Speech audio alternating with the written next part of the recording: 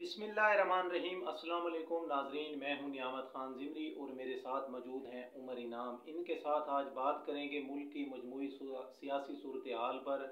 इस वक्त उमर भाई, जो तहरीके अदम एतमाद का शोर मचा हुआ है, क्या तहरीके अदम एतमाद वाकई आने वाली है या अपोजिशन सिर्फ इसका शोर शराबा कर रही है? बहुत अच्छा सवाल है। और ये सवाल इसलिए अच्छा है कि लोग ये सवाल पहले करते हैं कि जनाब जो अपोजिशन की तहरीक अदम एतमाद है वो कामयाब होगी या नाकाम होगी। उससे तो पहले ये सवाल बनता है जो आपने पूछा है कि वो आएगी भी सही, तहरीक अदम एतमाद जमा भी होगी या नहीं होगी। जो नियामत ज़िमरी साहब अभी तक की सूरत हाल है, जब हम ये गुफ्तगू कर रहे हैं, तो मुझे नहीं लगता कि तहरीक अदम एतमाद वज़ीर आज़म इमरान खान के खिलाफ आए, क्योंकि जो अपोजिशन पार्टीज हैं वो सारी अभी ये इस कंफ्यूजन में है कि यार अगर वज़ीर आज़म के खिलाफ लेकर आते हैं तो कब लेकर आए, और वज़ीर आज़म से पहले अगर स्पीकर के खिलाफ लेकर आ जाएं तो कम से कम जितने पानियों में हम खड़े होंगे, जितने पानियों में, उसका मालूम हो जाएगा। तो इसलिए ये सवाल बड़ा अच्छा है कि क्या आएगी वज़ीर आज़म के खिलाफ या नहीं आएगी। मेरी अभी तक की जो असेसमेंट है उसके मुताबिक वज़ीर आज़म इमरान खान के खिलाफ नौबत नहीं आएगी कि वहां तक ये बात पहुंचे। उससे पहले ही वज़ीर आज़म इमरान खान साहब जो है वो मामला को सेटल कर लेंगे। अच्छा, तो उमर भाई, अगले जो 48 घंटे हैं उनका अपोजिशन बड़ा शोर शराबा कर रही है कि अगले 48 घंटों में कुछ होने वाला है। जो अगले 48 घंटे हैं इनमें वफाक में कुछ हो सकता है या पंजाब में? बड़ा अच्छा सवाल है, दोबारा बड़ा अच्छा आपने इसको वफाक और पंजाब का जो पूछा है। देखिए, मेरा ख्याल ये है, जो असेसमेंट भी है और एनालिसिस भी है और कुछ ना कुछ इन्फॉर्मेशन। कोई बंदा अगर ये कहता है कि मुझे 100% पक्की इन्फॉर्मेशन है, वो झूठ बोल रहा है, ठीक है। लेकिन जो असेसमेंट और इन्फॉर्मेशन दोनों को मिला के आप बात करते हैं ना, तो अगले 48 घंटे शायद वाली बात है पंजाब में तो कोई हलचल हो, ठीक है। लेकिन विफाक में मुझे कोई बड़ी हलचल होती हुई अगले 48 घंटे में नजर नहीं आ रही।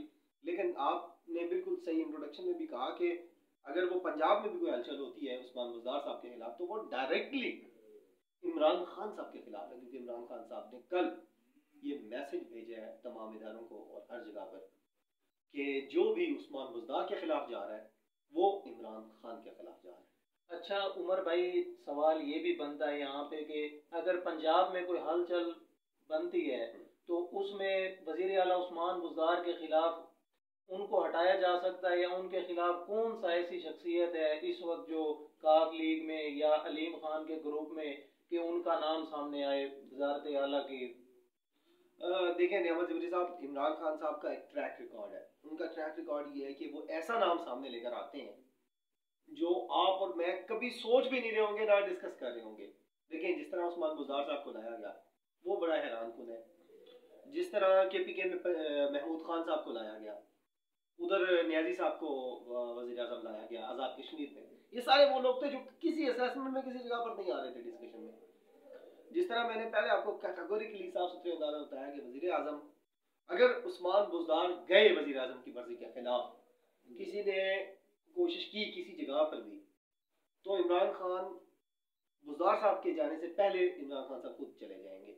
लिहाजा पहले तो ये पहले सवाल का जो हिस्सा है कि बुज़दार साहब जा रहे हैं, मुझे नहीं लगता बुज़दार साहब जा रहे हैं। बुज़दार साहब अपनी जगह पर मौजूद हैं।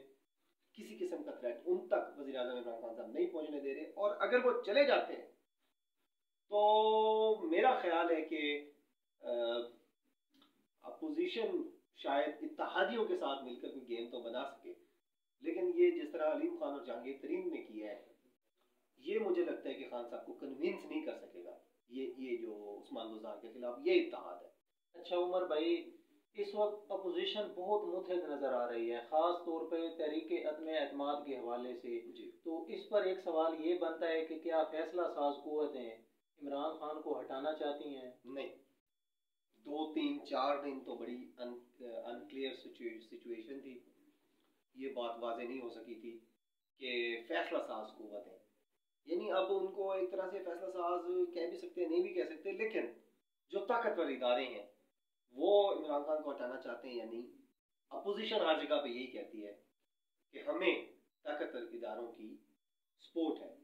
लेकिन कल प्राइम मिनिस्टर इमरान खान साहब ने कुछ लोगों से गुफ्तगू की, उसमें कोई हमारे भी जानने वाले थे, उन्होंने आके बताया कोट एंड कोट करके, यानी उनकी गुफ्तगू वज़ीर आज़म के अल्फाज ही आगे दोहराए हैं। वज़ीर आज़म साहब ने कहा है कि रावलपिंडी यानी इस्टेब्लिशमेंट और इमरान खान एक पेज पर है, किसी किस्म का कोई डिफरेंस नहीं है और कोई इदारा इमरान खान को नहीं हटाना चाहता। अच्छा उमर भाई, इधर एक सवाल ये भी बनता है कि क्या अपोजिशन अगर तहरीक अदम एतमाद के हवाले से, पहले तो आपने ये कहा कि उनकी ये करारदाद भी पेश नहीं कर रहे, हाँ। करनी भी नहीं है उन्होंने, हाँ। क्या अगर वो कामयाब हो, इसमें पेश करने में कामयाब होते हैं तो वो सबसे पहले किसके खिलाफ तहरीक पेश करेंगे? यही कंफ्यूजन है नियामत भाई अभी वहां पर कि वज़ीर आज़म के खिलाफ की जाए या स्पीकर के खिलाफ की जाए अभी। और ज्यादा चांसेस ये हैं कि जो यानी समझ में आने, अकल में आने वाली बात है कि वो वज़ीर आज़म के खिलाफ डायरेक्ट नहीं जाना चाह रहे शिकस्त के खौफ से, तो वो और वज़ीर आज़म के खिलाफ वोटिंग भी ओपन वोटिंग होनी है, ठीक है। जब जिन्होंने वज़ीर आज़म के हक में एतमाद करना है वो भी ओपनली खड़े होंगे कौमी असम्बली के फ्लोर पर, और जिन्होंने खिलाफ करनी है वो भी सामने खड़े होंगे दोनों, ठीक है। एतमाद जो करेंगे और जो नहीं करेंगे। लेकिन जो स्पीकर के खिलाफ वोटिंग है ना, वो खुफिया वोटिंग होती है, उसके पता नहीं चलता। तो इसलिए इमरान खान की पीठ पीछे तो शायद कुछ लोग, कोई इत्तेहादी या कुछ लोग उनको धोखा देने में कामयाब हो जाए और स्पीकर के खिलाफ तहरीक अदम एतमाद कामयाब हो जाए, लेकिन वज़ीर आज़म के खिलाफ नहीं होगी ये। लेकिन अब ये इन दोनों चीज़ों की कंफ्यूजन भी अपोजिशन में बहुत ज़्यादा चल रही है। नून लीग और मौलाना फजल रहमान तो ये कहते हैं कि डायरेक्ट हमें वज़ीर आज़म के खिलाफ आना चाहिए। जो आसिफ अली जरदारी बार बार मिल रहे हैं वो ये कह रहे हैं कि पहले स्पीकर के खिलाफ आओ, उससे पता लग जाएगा कि इदारे न्यूट्रल हैं, कहाँ पर हैं, क्यों हैं, क्या चल रहा है, और फिर अगली चीज़ सोची जाए। अच्छा उमर भाई, सवाल इधर ये भी बनता है कि इस वक्त अलीम खान और जहांगीर के ग्रुप जो सामने आया है, हाँ जी, तो उसका पीटीआई को कितना नुकसान होगा और नून लीग जो और अपोजिशन की जो बाकी जमातें हैं उसको इसका क्या फ़ायदा हो सकता है? देखिए नियामत भाई, दो बातें चल रही हैं शहर इक़्तिदार में। पहली तो ये कि अलीम खान कहीं पर, इमरान खान साहब ने तो उनको नहीं कहा कि आप जाएं वहाँ पर बंदे शंदे इकट्ठे करें जो नाराज़ हैं या जिनके को मुतालबात हैं या जो हमारी पार्टी के यानी पीटीआई के जो लोग हैं, खान साहब ने कहा होगा उनको जमा करें, जहांगीर तरीन के पास लेके जाएं और सारे बंदे उठा के मेरे पास बनी गाला ले आए और हम इनके जो भी ग्रीवेंसेस हैं वो सुन लेते हैं कि मसले मसाइल हल करते हैं। एक बात तो ये चल रही है कि क्या अलीम खान के पीछे तो खान साहब खुद नहीं बैठे हुए। बिल्कुल। दूसरी बात, अगर इसको हम दूसरी डायरेक्शन से देखें कि क्या अलीम खान वाकई ये समझने लगे हैं कि वो इमरान खान को प्रेशराइज कर लेंगे। हालांकि अलीम खान तो बहुत करीब रहे हैं इमरान खान के, यार हमारी कोई 4-5 ही मुलाकातें हैं, कोई बाकी उठना बैठना कुछ हमारा भी खान साहब के साथ रहा है, कुछ हमने भी पढ़ा लिखा सुना है उनको। बात यह है कि खान साहब को प्यार मोहब्बत से तो समझा सकते हैं, प्रेशराइज तो यार आप इमरान खान को कभी भी नहीं कर सकते। कोई भी दुनिया में ऐसा शख्स नहीं है जो इमरान खान को प्रेशराइज कर ले। तो मुझे ये समझ नहीं आ रही कि अगर खान साहब खुद पीछे नहीं है अलीम खान के, तो अलीम खान ने इतनी बड़ी जो ये बेवकूफ़ी की है एक तरह से कि खान साहब को डिक्टेट करना शुरू कर दिया कि किसको आना चाहिए किसको नहीं आना चाहिए। तो ये मुझे लगता है कि अलीम खान ने अंडर एस्टिमेट किया है इमरान खान को, और इमरान खान जो प्रेशराइज ना होने की उनकी आदत है उसको बरकरार रखेंगे। अच्छा उमर भाई, सवाल ये भी बनता है कि एक तरफ अपोजिशन कह रही है कि इमरान खान अगर सड़कों पे जाए तो अवाम उनका जूतों और अंडों के साथ इस्तकबाल करेंगे।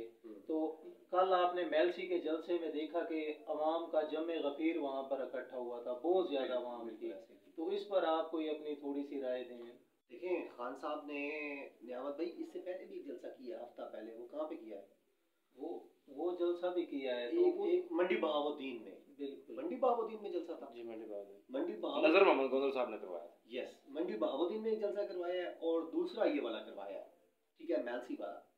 और ये बहुत आवाम है, और ये वो आवाम है कि अभी वजीर आजम साहब अपनी सीट पे बैठे हैं। आवाम को मीडिया ने अभी आवाम के दिल में ये डाला हुआ है कि वो नाराज है, यानी एक डिफरेंसेस पैदा कराए हुए हैं। बिल्कुल, अगर ये इमरान खान आवाम में, और जो इमरान खान के सपोर्टर हैं, जो नौजवान हैं, जो लड़ने वाले फाइटर्स हैं, अगर उनके पास इमरान खान ये बात लेकर चला गया कि मुझे मुल्क की तरक्की और खुशहाली का जो मिशन था और मुल्क की तरक्की और इज्जत का जो मिशन था वो पूरा करने से रोका गया है। तो मैं आपको लिख के देने को तैयार हूँ कि ये सारा जो जितना क्राउड था ये 100% मजीद बढ़ जाएगा, और ये सारा मीडिया के वजीफा को, और जो झूठे सहाफ़ी हैं जो हज और उम्रों पर जाते थे सरकारी तौर पर, ये उनका फैलाया हुआ प्रोपेगेंडा है कि जनाब जो है इमरान खान अगर बाहर निकलेंगे तो लोग उनके साथ नहीं खड़े होंगे। लोग खड़े होंगे, आप ये दोनों चीज़ें देख लें ना 2 जल से। तो मुझे ये लगता है कि इमरान खान साहब अगर बाहर निकले अभी किसी वाक़ये के बाद, तो इमरान खान की सपोर्ट सबसे ज़्यादा होगी जितनी उनकी सपोर्ट माजी में रही है। बहुत शुक्रिया उमर भाई। नाजरीन, कल तक के लिए इजाज़त दीजिए। अल्लाह निगहबान।